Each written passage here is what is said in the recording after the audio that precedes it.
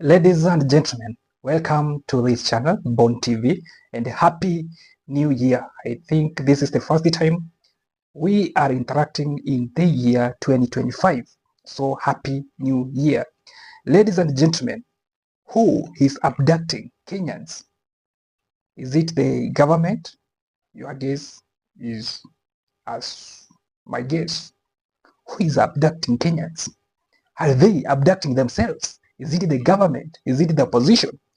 Yesterday, the government led by Ichung'wah, who is the majority leader in the National Assembly, said actually the abductors, the real abductors is the abductee themselves. They are those guys whom they have been said to be have been abducted, that they are actually abducting themselves without the government knowledge, and there is no action.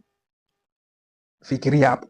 And actually, Kimani Ichung'wah yesterday accused the opposition, led by the former or the second deputy president, Riggy, and Riggy responded saying that the government has run out of lies, and it is actually responded and denied the accusation. So, my question, ladies and gentlemen, how do you feel? Because those abducted has families, they are sons, they are daughters, they are our parents, some of them are fathers, some of them are mothers.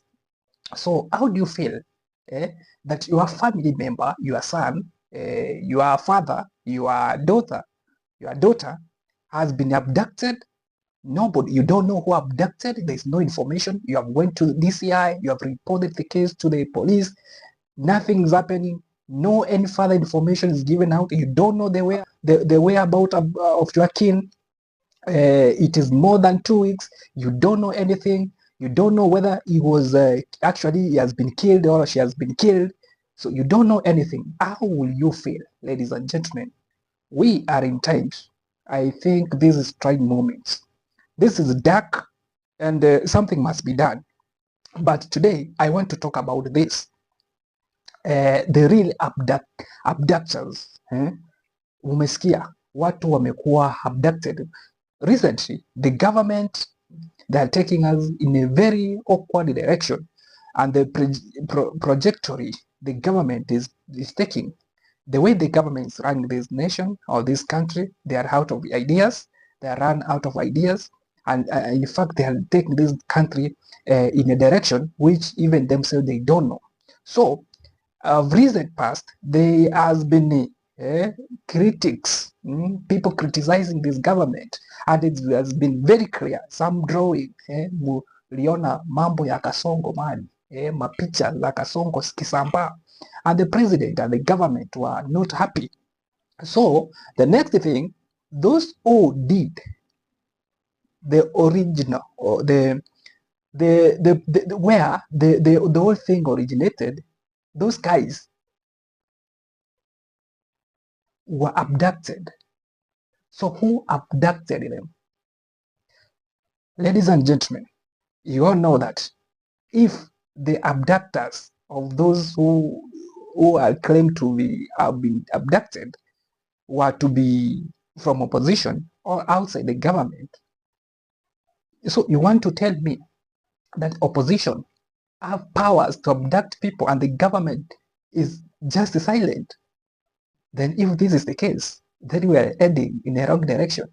Then we are moving as a nation, we are not moving in the right direction. Yani, you want to tell me that the opposition or somebody out of the government, no police, nobody in government is involved. You want to tell me that the government doesn't know all those who are abducting it is citizens?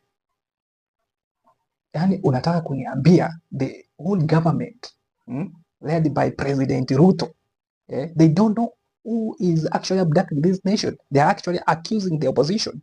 So they don't know, they don't have machinery to deal or to look into or to investigate this matter. They don't have machinery to look for these abductors. You want to tell me the government? My friend, let's be clear here. If actually the abductors were outside the government, my friend, today we could have seen so many people in court, including the one they are accusing, the former deputy president, Mr. Rikiji. Hii story yote ni porojo. The government knows the truth, but one thing we don't know is that whether they are alive or not. But the government knows the truth about who abducted these guys, na ni jukumu ya government ku make sure taifa liko sawa na kila mwananchi amelindwa. So the government has all the machineries, and if in case, tuseme tu kweli, if the government doesn't know, is not aware who the abductors are to move in a good direction, we are just losing it. The government is just losing it if they don't know. But me and you knows, and probably you know that the government is the sole abductor in this matter. The government knows those who are abducting. The government knows where those guys are, those children are. The government knows what they have done to those children. The government knows when to release them. So the government knows this is hide and seek. This is theatrics. They are just denying what is obvious. So the government, you want to tell me the government has no machinery to investigate? So the real abductors, the government, and the government. In fact, the president the other day when alikuwa huko Nyanza, kule sehemu za Nyanza akiwa na former prime minister Raila Odinga, in fact alisema ya kwamba he will stop the abduction. So that means he knows the abductor and he knows all this story about abduction. Mr. President, it is my humble appeal to you. Social media is there. Some abuses it, some uses it the right way, but this thing has been there. Abducting people, claiming that you don't know the abductors, is going to make matters worse on you. It's going to tear your name. It's going to spoil your name. Just, Mr. President, just release the guys whom have been abducted. You don't know, you have no idea how the family of those guys who have been abducted are feeling right now. Some are under high blood pressure, some blood sugars meda juu, and it is not good to them. Kindly do them a favor and release those children whom you have abducted, because I'm very sure, me as Esbon, I'm very, very sure that the government is involved in the abduction. There's nobody from opposition, whether you are saying this and this is a playing game. Wanataka kutu play game, eti wanawekelea ati sasa kuharibia tu jina, yani siasa tu. I don't know why you are politicizing this matter. Yet there's many families who have been affected by this story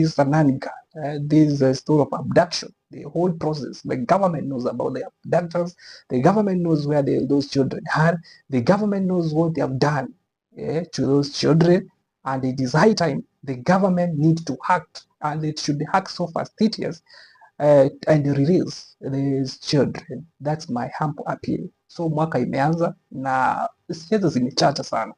So we are just waiting to see how things are going to escalate this year. But the main topic, the main story about today's video is about abduction. And I'm very, very sure that the abductors is the government, or the abductors, the abductor, those who abducted those young guys whom we saw in social media. The government isn't are there. The government is involved in this process. And it is just my humble appeal, or it's just my wish, that the government look into this matter and release with immediate effect those children, because the family is really affected. You want to tell me that citizenTv or the journalists can actually knows even the number plates, the vehicles, the information about registration of the vehicles which were involved in the process of abduction, minus government, so the government don't know. Yani unataka kuniambia that citizenTv can reveal the information, the very crucial information about the registration, the owners of those vehicles, which were used in the abduction process, and the government don't know the abductors. You are fooling us, you are fooling us. But I don't think mimi sioni kama ni kitu mzuri that the government is playing politics in this thing. Better they take those children to court, waweke kotini, wawapeleke kotini, so that the families can be actually relieved, that the children are there, and these are the charges, and this is their mistake, so that they can be charged if indeed they did a mistake. And I want to appeal to our children, to the young generation, and everybody, social media user. Let's use social media the right way. Let's criticize the government the right way. Let's use the right channel. Let us be guided by the constitution. Let us not break any law, because we are bound by the law. We must be in a nation led by the rule of law. But the government, even if these children wamepita mpaka, there's a way. You can't also be above the law. You should follow the constitution. Just accuse them, just bring them to court, so that their case their case be heard and they be determined. Umesikia? So the government, we know muko hapo, hiyo kesi munajua, mfanye mambo, mharakishe kabisa, the familia zinaumia and it's not good. Niliona mzee one of the family of those who are abducted, mzee nilimuona kwa TV, alikuwa analia kabisa, anaumia. So the family zinaumia, kuna sukari imepanda, kuna wale wenye wako na pressure. So you are making unnecessary mayhems, unnecessary tension za bure tu. Just release them now, swallow this.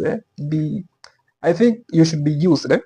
Matusi nayo iko tu. Yesterday, and I'm very sad to say so, yesterday at the funeral service to the mother of the current Speaker of the National Assembly, Mr. Moses Masika Wetangula, the governor of Trans Nzoia, George Natembeya, actually said that the government, or those who are abducting children, it was rubbishing the claims by Kotu Francis Atwoli, who said that those children actually abducted themselves, so that wapokee misaada ya kutoka nje.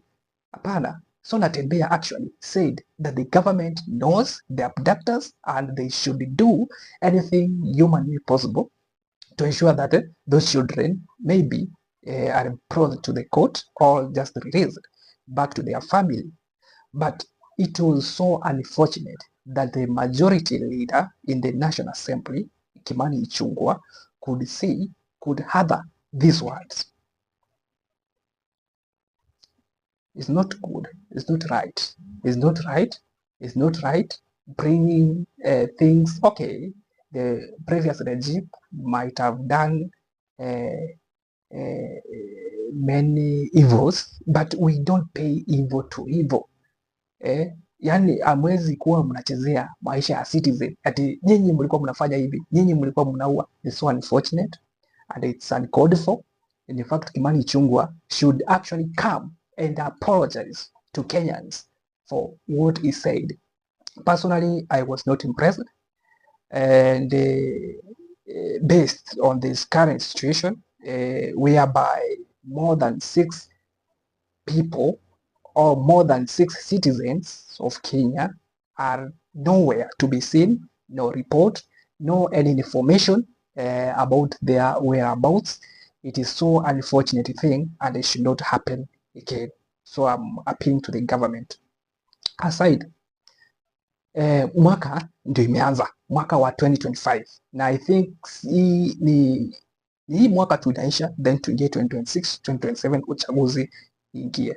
So siasa hii mwaka imeanza na siasa kali zimechacha. So in this year 2025 we are going to see how things are going to escalate, na siasa zitakuwa zinabamba kabisa. Yesterday Gachagwa was in the, and is actually seems to be taking the role of opposition now that is outside is in cold. They say that is in cold.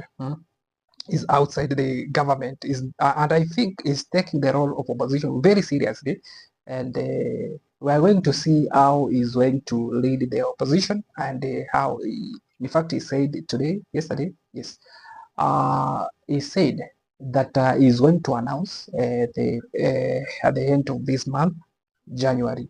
So, and as at a very close scrutiny, when you look at the politics of this nation, let's begin at the mountain. There's a very high tension in the mountain. In fact, President William Samoei Ruto chose Kithure Kindiki with an aim that is going to divide Mount Kenya into east and west. But unfortunately, that has not worked, because Rigiji, as that now, is the most popular person in the mountain, in Mount East, Mount Kenya East, and Mount Kenya West. In fact, Kindiki has no influence even to his own community, which is Meru. So we are just waiting to see how things are going to go by, are going to move, and the politics. Na mliweza kusikia ati Kindiki haongei. Juzi, the opening of the new year 2025, the president was at Kisii, and the Kindiki was nowhere. In fact, he has missed more than 3 important functions where he was expected to attend. So we don't know if there is something, but there has been rumors that there is a probability that there is a fallout between the president or between the deputy president and the administration. So we are just following it, and juzi mulisikia ya kwamba ati Kindiki was slapped by President Ruto's aide. So it is a matter which is not confirmed. We are not very sure, but for sure there's a lift between the deputy president Kindiki and the administration, whether it's the president or the allies of the president from the other side. So we are just waiting to see how things are going to escalate, and if indeed there is something between the president and the deputy president, or the deputy president and the rest of the administration. We are just waiting to see how things are going to escalate, and we are going to, or you are going to be informed. I don't know what you think, and the main topic today was abductions. I don't know what you have to say about the abduction. Drop the comment in the comment section below. Don't forget to subscribe to this channel, turn on the notification bell so that you are notified every time we post a new video like this. Just like and share if you can. Thank you. This is Born TV Kenya, and my name is SC Born.